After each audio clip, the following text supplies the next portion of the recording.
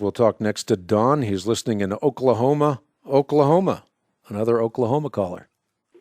Hey, I have a question for you concerning the Apostle Paul, then Saul. The short question is, where was Paul during Jesus' ministry? The long question is, not very long, is Saul of Tarsus. Tarsus is about, 400 miles from Jerusalem. And Saul would have left Tarsus at a relatively early age to go study in Jerusalem. So how is it, now I bring this up as an observation, not as a contention against, Christianity. Of course, I believe in Christianity and all that. But if he would have left at an early age to go study in Jerusalem, why do you think, and I know the Bible's silent on this, why do you think that the popularity, the notoriety of Jesus and all of these things could have escaped his purview? In other words, he seems to me to have been one of those kind of people that would have been first out there to see what was going on. But in the book of Acts, he seems to just pop up. And that's the long question. Go ahead. Yeah, well, good question. The Apostle Paul is someone that we know quite a bit about, actually. The New Testament tells us very little about the life of Saul of Tarsus. However, Remember his name was changed, as you just mentioned in the prologue to your question. And before his confrontations with Christians in Jerusalem, and not long after Jesus' death and resurrection, we don't have much of an idea before that happens, but we know a lot after it happens. We know he was not a follower of Jesus Christ as Saul of Tarsus. He became a follower of Jesus Christ on the road to Damascus. So what do we know? We know he was born in Tarsus, which was the chief city, Cilicia. He was born a Roman citizen, but was not assimilated into the Gentile way of life. He was very committed to the Judaism of his day. In fact, he said he was a Hebrew of Hebrews.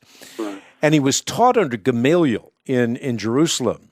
Yeah, that's what I was thinking. It just seems odd that he seems to me to be the type of person, his zealousness for hunting down Christians after, he was aware of them. But it just seems to me, because, he's at Stephen's stoning, how he could have not been aware or, been one of those first out there to see what was going on with Jesus. And we know that he didn't see him during his lifetime because that was one of the qualifications. However... Well, he did know what was going on with Jesus because that's why he ends up persecuting the followers of Jesus. So he knows what's going on, and he feels that Jesus is not the fulfillment of the law and prophets. He holds to the same view that he's being taught by Gamaliel. And therefore, he is persecuting Christians, so he's very aware of what is going on. But look what happens. Once Jesus dies and Christianity begins to spread, he feels commissioned to stamp it out. Right, yeah, I understand all that. It just seemed odd to me that during Jesus' 3-year ministry, and 3 years is not a short time, really. You know how it says in the Bible, it says in the Scriptures that the Christ spoke not as one of the Sadducees or the Pharisees, but as one having authority, the miracles. It just seems odd, but I mean, how many Pharisees and teachers of the law would be in the exact same position as Saul of Tarsus was? They saw Christ's miracles, and yet they wanted to continue with their own traditions. How much more someone who learned at the feet of the famous Gamaliel? He had all the prestige of the day. He had everything going for him, and so he would have dismissed Jesus, just like many people dismiss him today. But then when he was confronted by Jesus Christ, he was converted, and then he became interested, and not only interested, but commissioned. He said, I'm not worthy because I persecuted the church of God, but by the grace of God, I am what I am, and his grace to me was not without effect.